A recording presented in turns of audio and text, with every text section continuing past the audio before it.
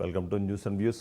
మనం చూస్తున్నాము ప్రతిరోజు ఏదైతే వార్తాపత్రికలు వస్తున్న వార్తలు కానివ్వండి, ఆ వార్తల వెనుక ఉన్న వాస్తవాలు అలాగే విశ్లేషణతో సాగే న్యూస్ అండ్ వ్యూస్ కార్యక్రమానికి స్వాగతం. ఓవరాల్గా చూస్తే తెలంగాణ అలాగే ఆంధ్రప్రదేశ్ రాష్ట్రానికి సంబంధించి కీలకమైన పత్రికల్లో కొన్ని కీలకమైన వార్తలు మనకు కనిపిస్తున్నాయి. అందులో ముఖ్యంగా చూస్తే తెలంగాణకు సంబంధించి ఈనాడు పత్రికను గమనిస్తే ఏదైతే నిన్న ఆర్థిక శాఖ మంత్రి ఇచ్చిన ఇంటర్వ్యూకి సంబంధించిన వార్త ఇవాళ హైలైట్గా మనకు కనిపిస్తుంది. ఆర్థిక విధ్వంసం నుంచి అభివృద్ధి వైపు రెండో ఏడాది నుంచి అందుబాటులో మరిన్ని నిధులు అంటూ తను చేసిన వ్యాఖ్యలకు సంబంధించిన వార్త మనకు కనిపిస్తుంది. అందులో చాలా కీలకంగా తొలి ఏడాది అప్పుల కిస్తీలకు 64,000 కోట్లు కట్టాల్సిన పరిస్థితి ఏర్పడింది. ఉమ్మడి రాష్ట్రంలోనూ ఇంత ఆర్థిక భారం లేదు. పథకాలకు మరో 61,000 కోట్ల వ్యయమైన నేపథ్యంలో విద్యుత్పై కమిషన్ నివేదికను అసెంబ్లీలో పెడతాము అంటూ తను ఏదైతే నిన్న ఇచ్చిన ఇంటర్వ్యూకి సంబంధించిన వార్త మనకు కనిపిస్తుంటే, మరోవైపు మంత్రి శ్రీధర్ బాబు కూడా తనదైన శైలిలో కొన్ని వ్యాఖ్యలు చేసే ప్రయత్నం చేశారు. అడ్డుకున్నా ఆగేదే లేదు అంటూ విపక్షాలను ఉద్దేశించి నిన్న సీఎం రేవంత్ రెడ్డి చేసిన వ్యాఖ్యలు, అలాగే కేంద్రం నుంచి నిధులు తీసుకురావాలంటూ కిషన్ రెడ్డి చేసిన వ్యాఖ్యలు కనిపిస్తున్నాయి. ఇక బిల్డ్ నో ద్వారా సులువుగా వేగంగా భవన లేఅవుట్ అనుమతులకు కొత్త విధానం తీసుకొచ్చి ఫిబ్రవరి నుంచి అందుబాటులోకి తీసుకొచ్చేలాగా తీసుకున్న చర్యలకు సంబంధించిన నిర్ణయాన్ని మంత్రి శ్రీధర్ బాబు కూడా చెప్పారు. ఇక V6 వెలుగుని మనము గమనిస్తే వెలుగు పత్రికలకు కూడా ఈ వార్తకు సంబంధించి ఒక మెన్షన్ అయితే మనకు కనిపిస్తుంది. అందులో ముఖ్యంగా న్యూయార్క్, టోక్యో లెక్క హైదరాబాద్ వచ్చే 4 ఏళ్లలో 1,50,000 కోట్లతో అభివృద్ధి చేస్తామంటూ సీఎం రేవంత్ చేసిన వ్యాఖ్యలకు సంబంధించిన వార్త మనకు కనిపిస్తుంటే, మరోవైపు మైనింగ్ దోపిడీ 35,000 కోట్లు అంటూ గత 10 ఏళ్లలో గ్రానైట్, ఇసుక క్వారీల తవ్వకాలు, రవాణాల అక్రమాలు జరిగాయి. తద్వారా 35,000 కోట్లు రాష్ట్ర ఖజానా గండిపడింది అంటూ చెప్పిన పరిస్థితి. మరోవైపు నేషనల్ సంబంధించి మరో వార్త మనకు కనిపిస్తుంది. రేపే ప్రమాణం కానీ ఇంకా తేలని సీఎం అంటూ మహారాష్ట్ర ముఖ్యమంత్రి పీఠంపై ఇంకా వీడని సస్పెన్స్ అంటూ ఓ వార్త మనకు కనిపిస్తుంది. ఇక బిల్డింగ్స్, లేఅవుట్స్ పర్మిషన్లకు బిల్డ్ నౌ అంటూ ఏఐతో కొత్త యాప్ను లాంచ్ చేసిన మంత్రి శ్రీధర్బాబు సంబంధించిన వార్త మనకు కనిపిస్తుంది.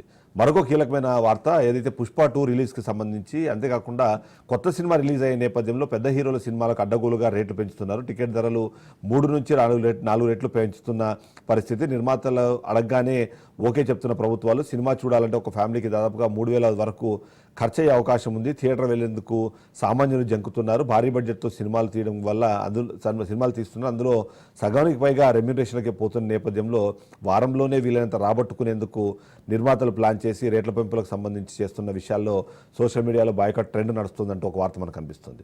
ఇక నమస్తే తెలంగాణ వైపు ఒక లుక్ వేస్తే 1,00,000 కేసులు పెట్టినా ప్రశ్నించడం ఆపను అంటూ హరీష్ రావుపై నమోదైన మరో కేసుకు సంబంధించిన వార్త మనకు కనిపిస్తుంది. ఇక తిరగబడ్డ మహిళలతో మరో వార్త కనిపిస్తుంది. ఎన్టీఆర్ మార్గ్లోని HMDA గ్రౌండ్లో నిర్వహిస్తున్న ప్రజాపాలన వియోత్సవ సభలో సీఎం రేవంత్ మాట్లాడుతుండగా పెన్షన్లు, రేషన్ కార్డులు ఇవ్వాలంటూ చేతులెత్తి ఓ వనిత కోరుకుంటుందంటూ ఆ వార్త దానిలో చేసే ప్రయత్నిస్తున్నారు. ఇక రుణమాఫీ అయిపోయిందా అంటూ మరొక వార్త మనకు కనిపిస్తుంది. రైతులను రేవంత్ రెడ్డి మోసం చేస్తున్నాడంటూ రైతు చేసి నేతలు ఆగ్రహం వ్యక్తం చేసిన వార్తకు కూడా ఇందులో చోటు కనిపిస్తుంది. ఇక ఆంధ్రప్రదేశ్ రాష్ట్రాన్ని గమనిస్తే ఆంధ్రప్రదేశ్ రాష్ట్రంలో ఈనాడు వార్తాపత్రికలో కొన్ని కీలకమైన వార్తలు మనకు కనిపిస్తుంది. అందులో ముఖ్యంగా ఏదైతే గత కొంతకాలం నుంచి ఈ పోర్టుకు సంబంధించి ఇష్యూ నడుస్తుందో ఆ ఇష్యూకి సంబంధించిన ఒక వార్తని ప్రస్ఫుటంగా ఇక్కడ చెప్పే ప్రయత్నం చేశారు. కుట్రదారు జగనే, కాకినాడ సీపోర్టు సెజ్లో 3,600 కోట్ల వాటాలు బలవంతంగా లాక్కున్నారు. వారు ఇచ్చినంత తీసుకుని సంతకాలు చేయాలని అప్పట్లో ఒత్తిడి తెచ్చారు. ఈ వాటాలన్నీ జగన్కేనని విక్రాంత్ రెడ్డి చెప్పారు. అతను చెప్పింది చేయాలంటూ జగన్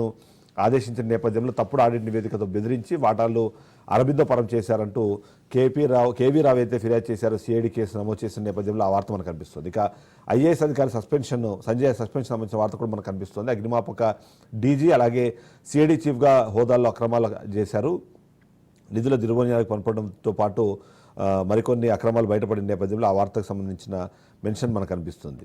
ఇక అరవిందోకు అదనంగా 175 కోట్లు అంటూ 104 సేవల కింద ఒక్కో వాహనంపై నెలకు సగటున 60,000 వరకు లాభం వచ్చేలాగా నాటి ప్రభుత్వం జగన్ ఏదైతే ఉన్నదో అవాజ్యమైన ప్రేమ చూపించారో లెక్కలు తీసిన ఎన్డీఏ ప్రభుత్వం నగదు లభ్యత లేఖనే నిర్వహణ నుంచి తప్పుకుంటున్నట్టు యాజమాన్యం వెల్లడించిన పరిస్థితికి సంబంధించిన వార్త మనకు కనిపిస్తుంది.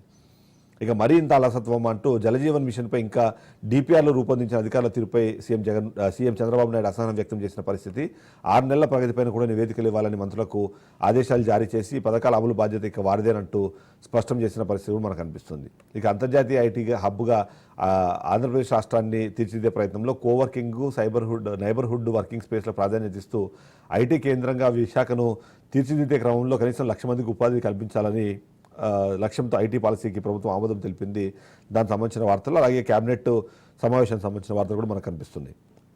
ఇక అదే సాక్షి పత్రికను చూస్తే సాక్షి పత్రికలో ఏదైతే కాకినాడ పోర్టుకు సంబంధించి డిస్కషన్ జరుగుతుందో దాంట్లో diversion drama utter flop Chandrababu డైరెక్షన్లోనే పవన్ నాదెండ్ల ద్వయం రాద్ధాంతం చేశారు. ప్రజల్ని మభ్యపెట్టేందుకే చంద్రబాబు బృందం బియ్యం హైడ్రామా చేసింది. బెడిసికొట్టిన కూటమి పెద్దల దుష్ప్రచారం అంటూ చెబుతూ ఇంకా ఏది నిజం అంటూ మరొక వార్త రాస్తూ కేవీ రావుకు సంబంధించి ఏదైతే సిఐడి కేసు నమోదైన నేపథ్యంలో అరవింద బెదిరించి ఉంటే ఏకంగా 51% తీసుకునేవాళ్ళు కానీ 41% ఎందుకు పరిమితం అవుతారు అంటూ ఒక వార్త వాళ్ళు చెప్పే ప్రయత్నం చేశారు. అంతేకాకుండా బెదిరిస్తే ఫ్రీగానే వాటాలు తీసుకుంటారు కానీ డబ్బులు ఇచ్చేందుకు కొనుగోలు చేస్తారు.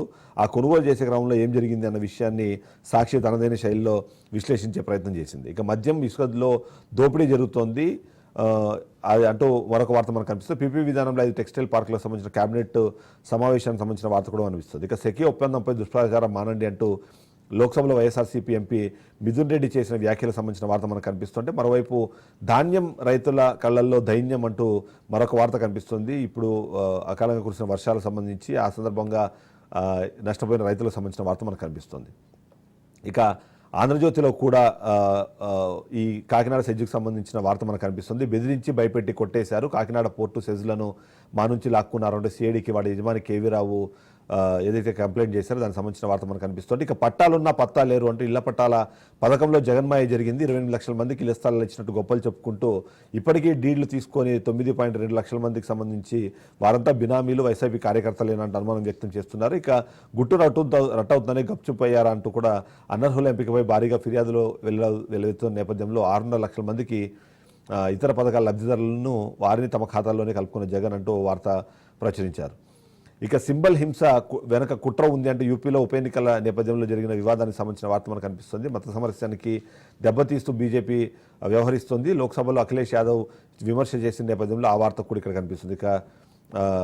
ఇకపై 4 నామినీలు. ఇక సిఐడి మాజీ చీఫ్ ఏడీజీ సంజయ్ సస్పెన్షన్ సంబంధించిన వార్తకు కూడా ఇక్కడ స్పేస్ ఇచ్చిన పరిస్థితి మనకు కనిపిస్తుంది.